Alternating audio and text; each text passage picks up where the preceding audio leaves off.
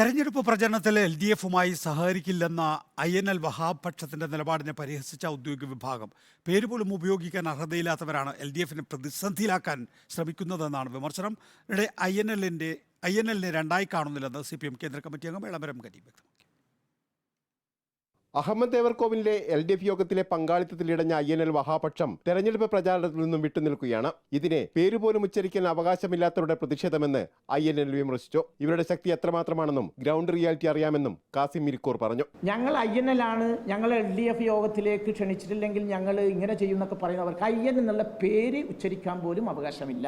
LDF എടുത്ത തീരുമാനം 100% ശരിയായ രാഷ്ട്രീയ തീരുമാനമാണ്. പിന്നെ ഗ്രൗണ്ട് റിയാലിറ്റി LDF നേതൃത്വം നന്നായിട്ട് അറിയാം.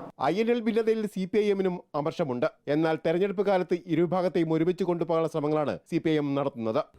എല്ലാവരും LDFന്റെ ഭാഗം തന്നെ ഒരുമിച്ച് നിർത്തും. അങ്ങനെ രണ്ട് ഭാഗമില്ല, INLേ ഉള്ളൂ. ഇതിൽ ആശ്വാസം കൊള്ളുന്ന വഹാപക്ഷത്തിന് അഹമ്മദ് ദേവർകോവിൽ നൽകുന്ന മറുപടി, തെരഞ്ഞെടുപ്പ് രംഗത്തൊക്കെ കിടക്കുന്ന ഒരു പാർട്ടിയെ സംബന്ധിച്ചിടത്തോളം അങ്ങനെ തന്നെ പറയാൻ കഴിയുകയുള്ളൂ. വോട്ട് വേണ്ടെന്ന് പറയേണ്ട യാതൊരു കാര്യമില്ലല്ലോ. അതിൽ കവിഞ്ഞ് അവരെ മുന്നണിയിൽ ചേർക്കാമെന്നോ അല്ലെങ്കിൽ ഞങ്ങളെ മുന്നണി ചേർത്ത് തെറ്റാണെന്നോ അവിടെ പറഞ്ഞിട്ടില്ലല്ലോ. ഒന്നിപ്പിക്കാനുള്ള ശ്രമങ്ങൾ CPIM നടത്തുമ്പോൾ ഭിന്നിച്ചു പോകാനാണ് INL ഇരുവിഭാഗവും ശ്രമിക്കുന്നത്. റിപ്പോർട്ടർ, കോഴിക്കോട്.